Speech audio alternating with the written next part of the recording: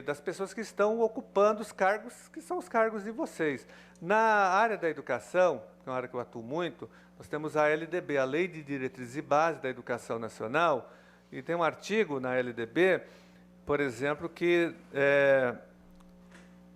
oferece uma prerrogativa para uma pessoa que prestou concurso para que ela cobre do governo, do executivo, a sua chamada, caso o cargo seja ocupado por uma pessoa não concursada, né? Mas isso é só para a área da educação, para o magistério público, né? Isso não está estendido para os outros servidores, mas eu acho que é um pouco nessa linha. Vamos acionar o Conselho Nacional de Justiça, vamos marcar com o Tribunal de Justiça e outros encaminhamentos que podem surgir aqui durante a nossa audiência. Era o João Paulo que tinha pedido a palavra, né, João Paulo?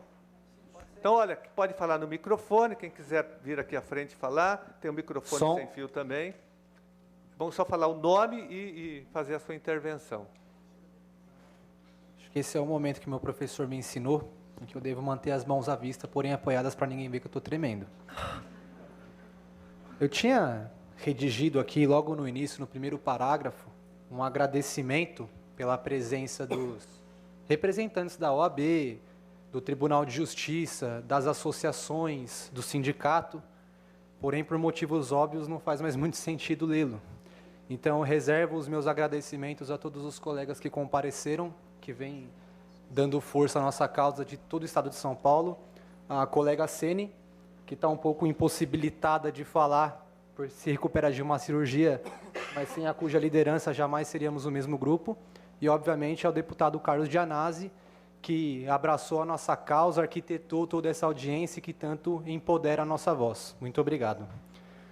Meu nome é João Paulo, eu resido em São Paulo, estou aprovado para a comarca da capital na posição de número 802, tendo prestado o concurso realizado em 2014 para o cargo de escrevente técnico da primeira região.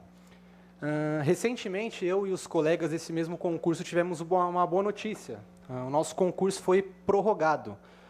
Porém, eu também falo em nome de todos os demais concursados do segundo concurso de 2015. Né? Foi realizado para o litoral interior, enfim, abrange todas as demais regiões. Em vista da quantidade de aprovados remanescentes deste segundo concurso, que ultrapassa os 2.000, na verdade, chega próximo dos 2.500, também se mostra necessária a sua prorrogação, ainda que a validade dele seja até dezembro, porque, matematicamente falando, é impossível. Serão necessárias centenas de nomeações por mês até o mês de dezembro, cerca de 400, não é, Roberto? Para que todos fossem nomeados. Então, a prorrogação do concurso de 2015, ainda que aparentemente não se faça necessária, é necessária sim, faz parte da nossa pauta. Eu acho importante citar os benefícios de uma eventual prorrogação. Dentre eles, nós podemos colocar que ela pouparia recursos que seriam gastos com um novo concurso para preencher esse mesmo cargo, portanto, gastos inúteis. Garante também um melhor aproveitamento de todos os candidatos que se encontram qualificados e aptos, que demonstraram toda essa qualificação e aptidão ao serem aprovados no concurso mais concorrido do Estado. E, por esses motivos, nós pedimos uma formalização com compromisso de prorrogação.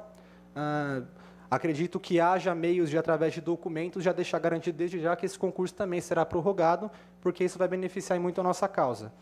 Alheio a isso, nós também solicitamos um cronograma mensal de nomeações, a modelo do que é feito no Tribunal Regional do Trabalho da 2ª Região. Eles sempre exibem no seu portal ou na sua página do Facebook uma relação de todos os cargos vagos, se haverá ou não nomeação naquele mês e, em caso positivo, para qual cargo, quantas serão e em que data, ainda que sejam dados estimados. Né? Para citar como exemplo, que eu acho importantíssimo, quando o presidente Paulo Dimas anunciou que haveria nomeações somente em julho para o nosso concurso, embora ele as tenha adiantado, os benefícios foram inúmeros. Né? Nós percebemos uma melhora enorme na expectativa dos candidatos durante o período que abrangia esse intervalo de tempo, diminuindo consideravelmente a ansiedade deles e, portanto melhorando a vida de cada um. Percebemos uma satisfação enorme com a transparência entre o TJ e os aprovados, melhorando a imagem do tribunal e sendo benéfico para todos nós. E, por fim, uma diminuição drástica na solicitação de informações junto ao RH, que era praticamente diária. O fato de nós não estarmos mais ligando feito loucos para eles faz com que eles tenham mais tempo para cuidar dos seus afazeres. Enfim, eu digo em nome de todos os candidatos que nós reconhecemos o esforço do presidente Dimas, admiramos a sua postura, pois ele, em 4 meses de mandato, nomeou muito mais do que a gestão anterior ao longo de todo o ano passado. Porém, levando em conta a quantidade de remanescentes, essa necessidade explícita de contratação imediata, nós gostaríamos que o ritmo das nomeações, que já pode ser, em comparação, considerado razoavelmente satisfatório, seja não apenas mantido, mas imediatamente acelerado. Nós precisamos entrar no TJ por todos os motivos já citados e estamos com a faca e o queijo na mão para fazer isso. Eu espero ter sido suficientemente claro, embora sucinto em todas as minhas colocações. Agradeço mais uma vez a oportunidade de falar. Passo a palavra aos próximos colegas. Obrigado. Quem mais tinha levantado a mão para fazer intervenções? A palavra está aberta. Lá atrás, pode. Boa tarde. Eu sou aprovada na comarca de Qual o seu nome? Érica. Érica. Érica Ferreira. Eu sou aprovada na região de Piracicaba, moro na comarca em São Pedro, e eu tenho um processo, eu vou ilustrar para vocês com mais um exemplo, eu sei que foram dados vários, né? Tem um processo meu lá que foi arquivado por excesso de trabalho, eu estou com uma decisão aqui da juíza, vou ler para vocês, só para ilustrar a situação em que estamos lá na nossa cidade. Vistos baixos autos em cartório, sem decisão sentença, tendo em vista que cessou minha designação para atuar na primeira vara judicial de São Pedro, em virtude de promoção, bem como diante da sobrecarga de trabalho invencível, resultante do elevadíssimo movimento judiciário da comarca, cuja instalação da segunda vara judicial ocorreu apenas recentemente. Ressalto que, quando assumi a primeira vara, em 3/11/14, havia 2.099 processos civis em atraso, sem andamento há mais de 100 dias, o que culminou na realização de força-tarefa entre mim e outros 8 magistrados para pôr o acervo em dia. O movimento judiciário da comarca, porém, que até 11 de setembro de 2015 contava com vara única, manteve-se altíssimo, tendo sido designado novo juiz para auxiliar a primeira vara apenas em 13/7/2015, o qual se tornou titular da segunda vara. Assim, não obstante minha dedicação e esforço, a quantidade excessiva de trabalho decorrente do movimento judiciário, que há anos já era o correspondente ao de 2 varas judiciais, tornou humanamente impossível o julgamento de todos os processos a mim conclusos.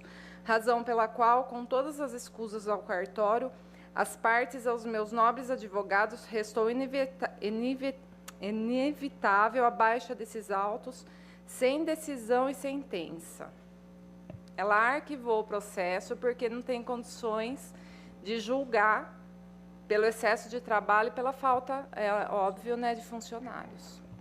Numa comarca que eu fui aprovada.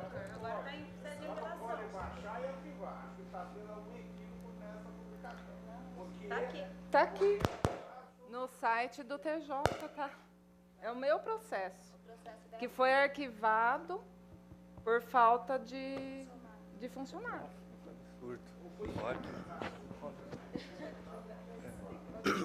Lamentável. Mas essa foi a desculpa da juíza, entendeu? Ela mandou eu arquivar.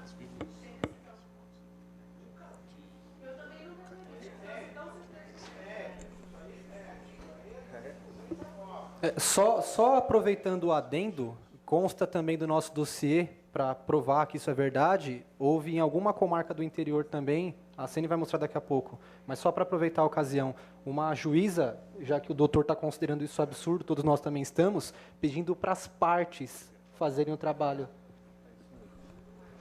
fazendo ofício. Só queria colocar essa questão. Acho que a gente tem que mandar isso imediatamente para o Conselho Nacional de Justiça, até porque existe, né, uma meta que tem que ser cumprida pela magistratura estadual, e no momento que há um despacho teratológico desta forma, está colocando em risco o judiciário todo paulista. Então, acho que realmente, deputado, acho que a reclamação lá, e é eletrônico, pode fazer sem ir a Brasília, de forma rápida, qualquer cidadão tem o direito de peticionar, de reclamar e usar a lei da transparência pública, juntando esse despacho, mostrando a ineficiência do Judiciário Paulista, que vem causando esse grande caos, né, essa agenda caótica do nosso egrégio Tribunal de Justiça de São Paulo. Depois de 4 anos, é essa sentença que eu tenho. Foi arquivado um processo de revisão de alimentos, entendeu?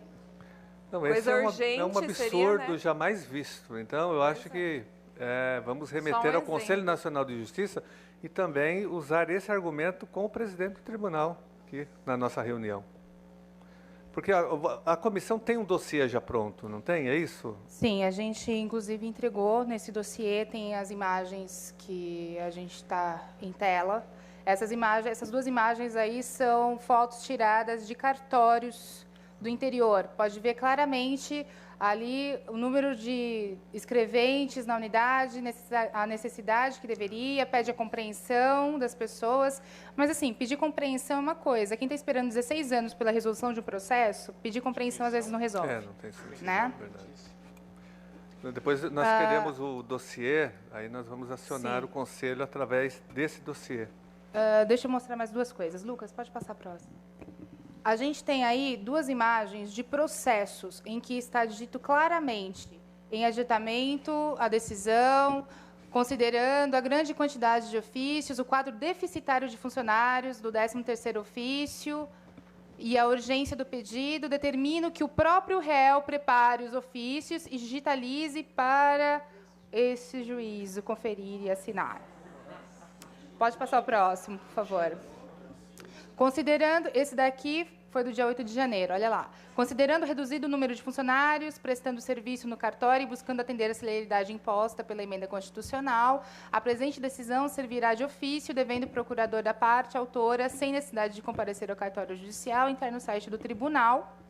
E aí tem o link para acessar, e aí ele mostra todos os dados daquilo que deveria ser feito por um escrevente e não foi feito. Né? Isso acho que é muito evidente a falta de funcionários que a gente tem em todas as regiões administrativas. A gente tem ciência de alguns cartórios em que nós temos o escrivão, um escrevente e alguns estagiários, normalmente menores de idade. E aí o escrevente sai de férias, quem é que vai lidar com todo o processo que está em andamento? Né? O próprio presidente, no primeiro artigo que ele postou, logo que assumiu o tribunal, ele deixa claro que são 698 processos novos por escrevente por ano. Né? Isso daria aí 59 processos novos por mês. Isso fora aquilo que os escreventes já estão em andamento. Então, imagina, a gente tem 10 pessoas num cartório, 5 delas são aposentadas ou exoneradas. Para onde vão esses processos que elas estão recebendo? Vai acumular sobre aqueles que já estão lá. Então, essa deficiência é muito grande, né? E eu acho que vale a gente salientar alguns dados aqui. Não apenas da falta de escrevente, mas da necessidade de urgência disso. Tanto pelo processo do TJ nomear para acabar com essa morosidade, como para a gente mesmo. Eu não sei se todos sabem, mas nós temos uma validade, um período de validade, né, do concurso. Graças a Deus, a gente teve na segunda-feira, ontem, saiu publicada a prorrogação do concurso da capital, que era uma das nossas maiores dores de cabeça, né? Foi prorrogada aí por mais 13 meses. O interior, ele tem apenas 8 meses de validade. Se o TJ não quiser prorrogar, ele tem o direito de não prorrogar. A gente tem, através do Sindicato União, a gente conseguiu, de boca, o presidente dizendo que tem intenção de prorrogar. Mas e se ele não prorrogar em dezembro? Então, nós temos 8 meses. E aí a gente vai fazer um cálculo simples, né? Na primeira região, a gente tem 1.090 pessoas ainda para serem nomeadas em 13 meses. No interior, nós temos 2.525 pessoas para serem nomeadas em 8 meses. Se prorrogar, seriam 20. Isso daria, mais ou menos, na primeira região, 84 aprovados até o final do concurso à validade, que vai até maio de 2017. No interior, se não houver prorrogação, o TJ tem que nomear 316 pessoas por mês. Só isso dá 400 pessoas a serem nomeadas por mês, se não houver prorrogação. Havendo prorrogação, o TJ tem que nomear 211 pessoas por mês, o que também é uma grande quantidade. Se a gente levar em conta que o TJ leva aí cerca de 2, 3 meses para efetivar uma nomeação, são 600 pessoas, né, para ser levado em consideração. Se a gente não tiver prorrogação, vai dar o quê? 1.200 por mês? A cada 3 meses, né? no final desse ano, a gente tem aí uma contabilidade, a gente começou a contar aposentadorias e exonerações. Até o presente momento, de janeiro para cá, são 508 aposentadorias e exonerações. Uma média de 127 pessoas aposentando ou exonerando durante o período. Se a gente multiplicar isso por 12 meses, são 1.524 pessoas. Em fevereiro, o TJ disponibilizou no site deles que tem 4.187 pessoas, quer dizer, vagas disponíveis para o cargo de escrevente. Se a gente somar mais os meses que faltam até dezembro e multiplicar por 127, a gente vai chegar a um total aí de 5.000, deixa eu só confirmar aqui, 5.457, tirando já os nomeados, a gente ficaria com 4.928 vacâncias, isso sem nomear daqui até o fim do ano. Nós somos 3.615 pessoas. Se nomearem essas 3.615, ainda vão ficar 1.313 para o ano que vem. Para um novo concurso. Né? Isso dizendo que não vai prorrogar. Né? Se prorrogar, a gente vai ter, no ano que vem, mais 1.524, prorrogando os concursos. Então, são 1.313 mais 1.524 do ano que vem. Aí vai abrir um novo concurso em 2018. Leva cerca de um ano até finalizar esse processo, até homologar. São mais 1.524, ou seja, em dezembro de 2018, a gente vai chegar a um total de 4.361 vacâncias, mesmo com a nomeação dos 3.650 escreventes, que estão aprovados atualmente. Ou seja, se o tribunal não nomear, ou nomear apenas uma parte, a gente vai chegar ao quê? 7.000 pessoas em 2019, vacâncias? Qual o tamanho do concurso que vai ter que ser aberto em 2019? Qual o custo que isso vai gerar para o TJ? Qual o custo que isso gera para a gente também? A gente tem um vídeo... Põe para mim, por favor. Esse é o vídeo que a gente está falando. Foi filmado... Isso. É um vídeo do próprio senhor presidente Paulo Dimas, numa das comarcas que ele esteve visitando, em que ele deixa claro... Isso foi dia 15 de abril. Vamos ouvir. Falo em nome dos aprovados no último concurso do interior e capital. Eu sei que o senhor já se posicionou em relação a novas nomeações e que foram feitas algumas nomeações nos meses anteriores. Porém, sabemos também que existem vários cargos vagos, né? Inclusive, só aqui na sede de Ribeirão são mais de 50 cargos. E decorrentes não de novos cargos, mas sim de exonerações e aposentadorias. Eu gostaria de saber se há uma outra previsão para novas nomeações. Esse é um problema que a gente está enfrentando com através do doutor, a dificuldade do orçamento. Tá?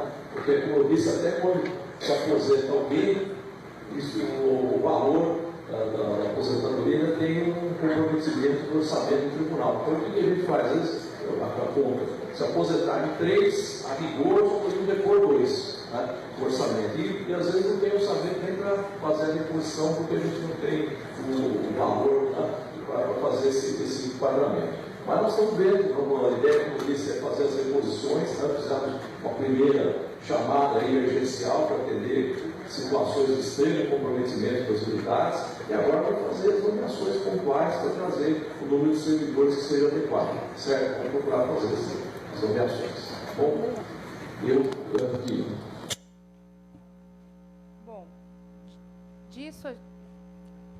Dito disso, a gente pode extrair algumas coisas. Primeiro, o processo de remoção foi extremamente caótico do ano passado.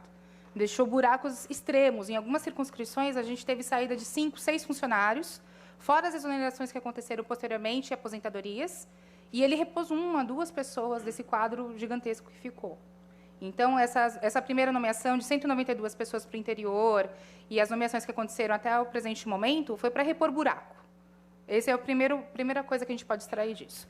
O segundo ponto é que, em tese, ele conseguiria nomear 2/3 da lista, ou seja, para cada 3 vacâncias, ele conseguiria nomear 2. Então, vamos fazer o seguinte cálculo. Até o fim do ano, a gente tem 4.920 vacâncias, né? Estimativa aí. 2/3 disso dá 3.286 nomeações, que é o 2/3 que ele falou, certo? A nossa lista é de 3.600. Sobrariam aí 300 pessoas para serem nomeadas em 2017. Então, ter orçamento tem.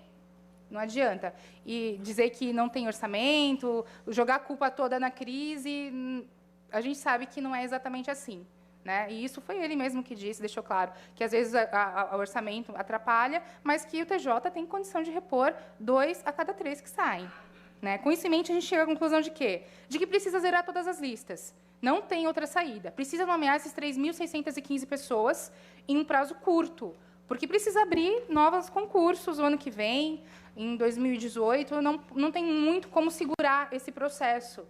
Está defasando tanto os cartórios, está defasando o trabalho dos magistrados, está defasando as pessoas que estão na ponta, né, do iceberg, que estão levando 9, 10, 16 anos para terem a resolução. Já chegou uma fase de defasagem generalizada em todas as circunscrições.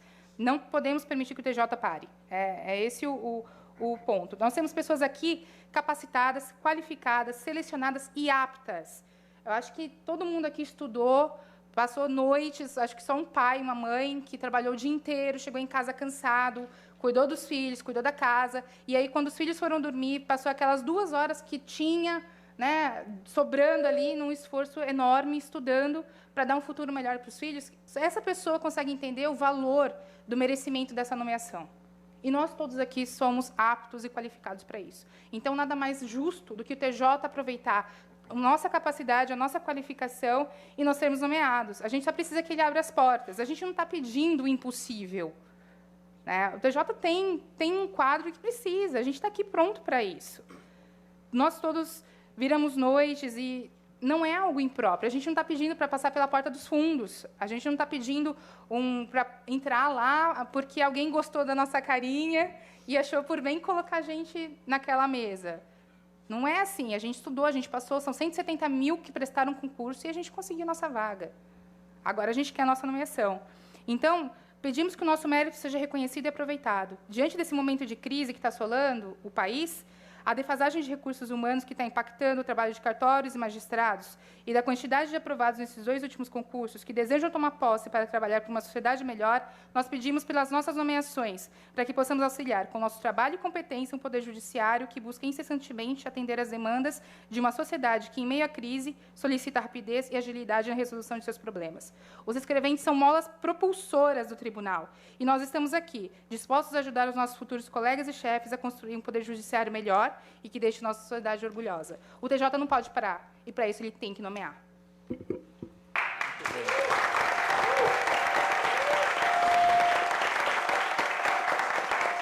Mais alguém gostaria de fazer alguma intervenção para que nós possamos já fazer os encaminhamentos finais?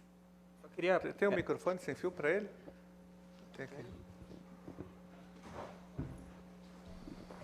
Só falar o nome? Williams. Só uma pergunta, quem veio do interior aqui? Do interior, bastante gente. Quem é da capital? Grande São Paulo, Baixada, Santista, lá o Itamar, Cubatão. Santos, Cubatão e Santos. Tá, só para saber. Meu nome é Williams, sou aprovado na CJ de Santo André. E só para corroborar o que a colega Ceni falou, realmente... Por exemplo, eu sou da CJ de Santo André, que engloba Santo André, São Caetano, Mauá, Ribeirão Pires, Rio Grande da Serra, uma CJ enorme, que tem uma defasagem de servidores grande também. E os recentemente aprovados e nomeados, eles, inclusive, muitos já desistiram, porque passaram em outros concursos, ou, enfim, desistiram por qualquer outro motivo. Então, mesmo com essas recentes nomeações, o quadro já está defasado, porque as pessoas não assumiram. Para ter uma ideia, aqui eu estou com dados que, em 2007, hoje nós temos 100 aprovados para a CJ de Santo André, em 2007 o TJ chamou 144 nomeações, em 2012, 147. E até agora, a CJ chamou 11 pessoas, e dessas 11, nem todos assumiram. Em conversa informal com colegas aí do funcionários do Fórum de Mauá, parece que houve uma reunião com um vereador da região e mais uns funcionários com o presidente do TJ, pleiteando a abertura da vara da família e do anexo fiscal, porque disseram que tem 3 pessoas trabalhando, eles precisam de no mínimo 10. E, salvo engano, parece que dos 3 recentemente nomeados para Mauá, nenhum deles assumiu, nenhum deles tomou posse. Então, realmente, mesmo com essas nomeações recentes da capital ou do interior, que foram mais escassas ainda, levando em consideração a quantidade de cidades, mesmo esses muitos não tomaram posse, né? Isso. Quem mais tinha levantado a mão? Boa noite a todos. Meu nome é Rafael, estou aprovado na CJ de Mojimirim, em 21º lugar. Também, como muitos aqui, acredito que devem ter estudado bastante para o concurso. Talvez não seja nem o primeiro concurso, né? No TJ, especificamente, foi meu terceiro concurso até a minha aprovação, né? E eu tenho observado bastante, eu acho que vocês também devem ter observado também, principalmente na gestão anterior, foi muito, digamos assim, vangloriada a existência de um sistema eletrônico, que tal sistema eletrônico podia, inclusive, acarretar na redução de pessoal dentro do TJ. Só que quem acompanha o grupo de funcionários do TJ, vocês podem ver a frequência enorme que existe em relação ao atraso, a relação ao travamento desse sistema, entendeu?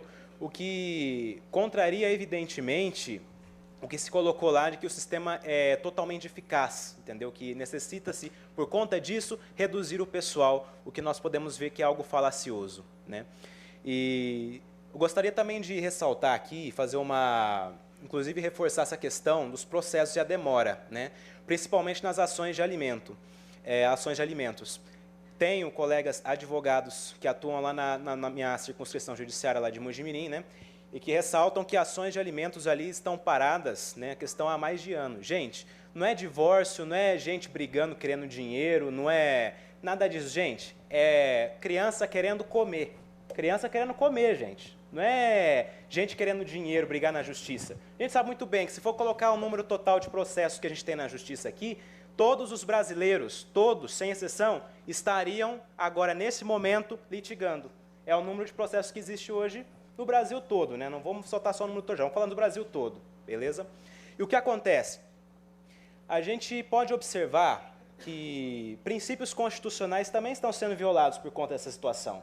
A citar o exemplo aqui, acesso à justiça. A gente tem o direito à advocacia, defensoria pública, quando você você é hipossuficiente, entendeu?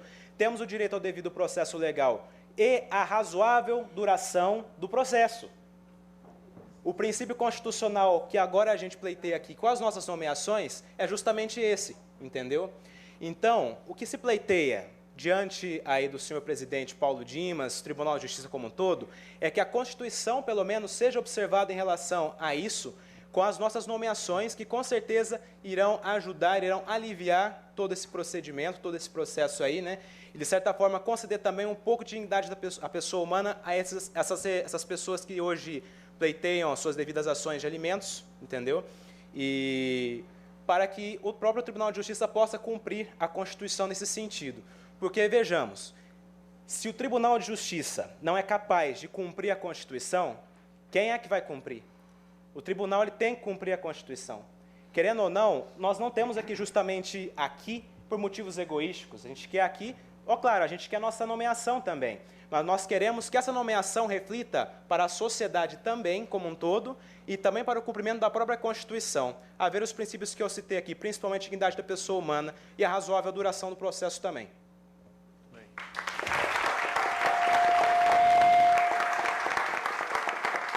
Mais alguém?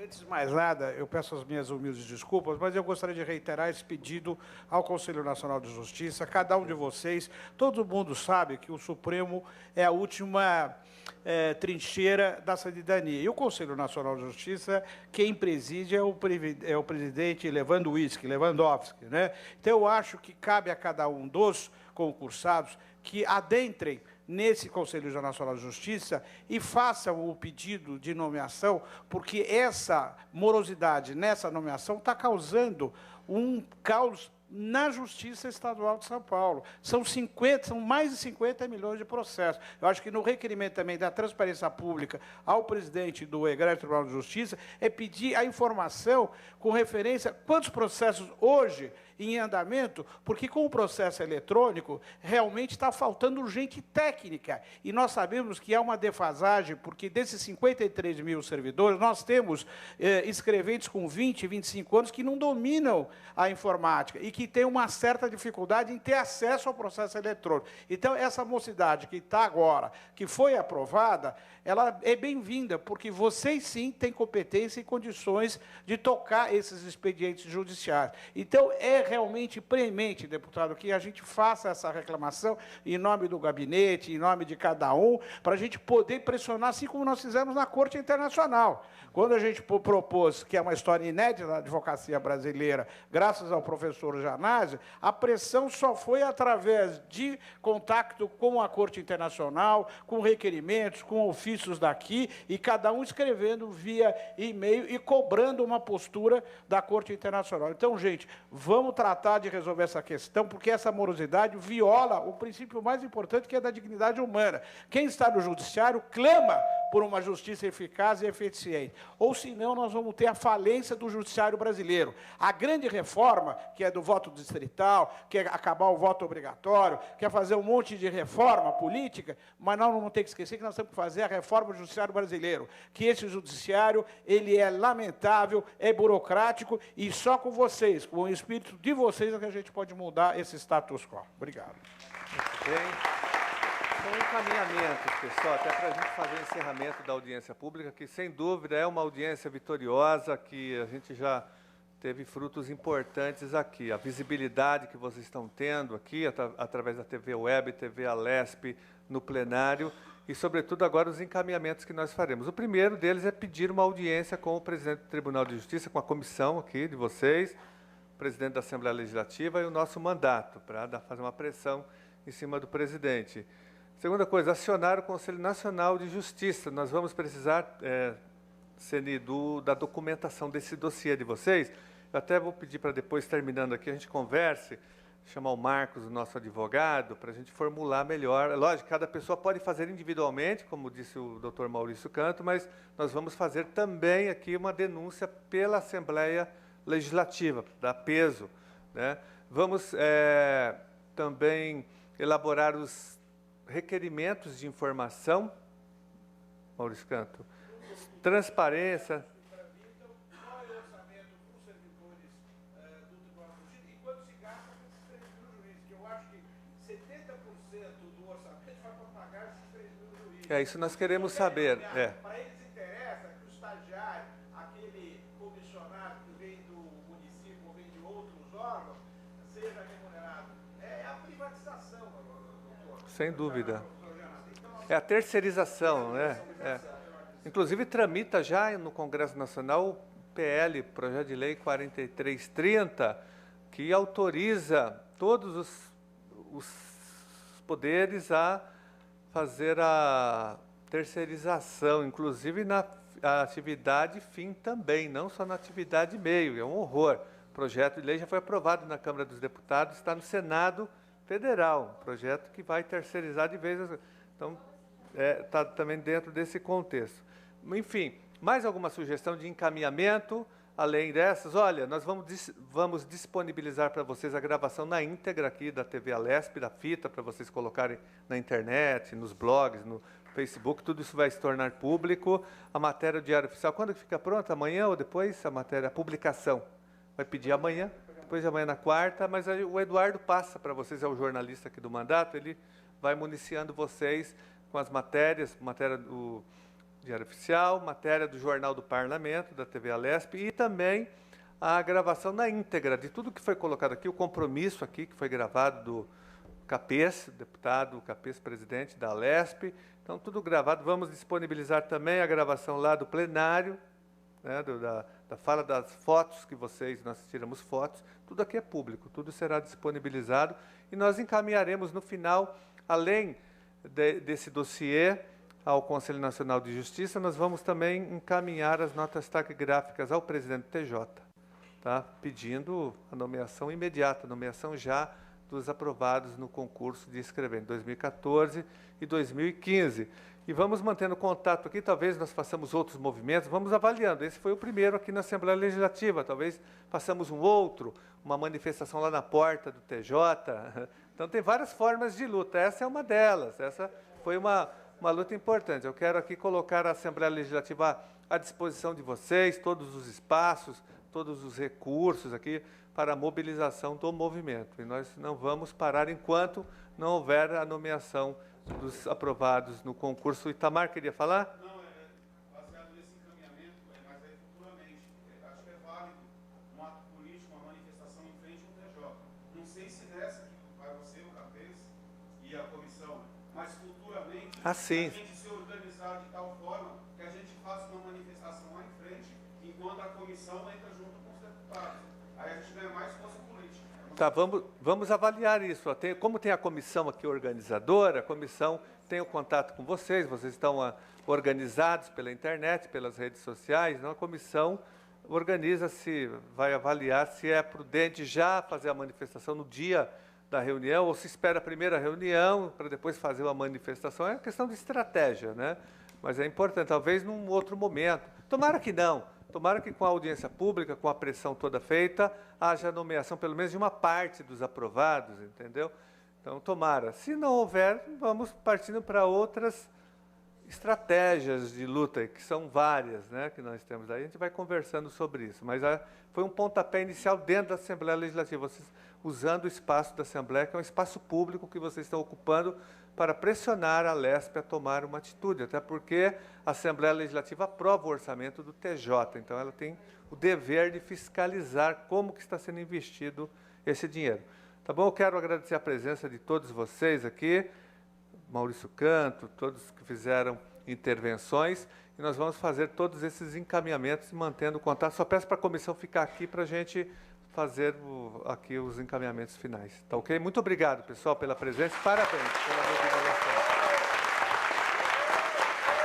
Pessoal, eu queria agradecer aqui a todos vocês por terem vindo, alguns de outros estados, né, outras cidades. Muito, muito obrigada. Eu não perguntei quem é de outro estado. Tem alguém de outro estado aqui? Eu falei só de São Paulo.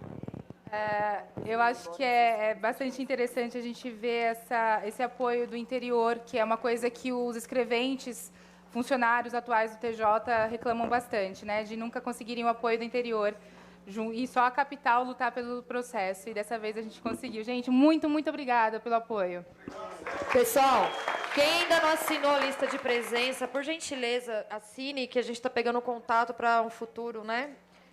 Fala comigo aqui rapidinho para assinar, por favor. Obrigada.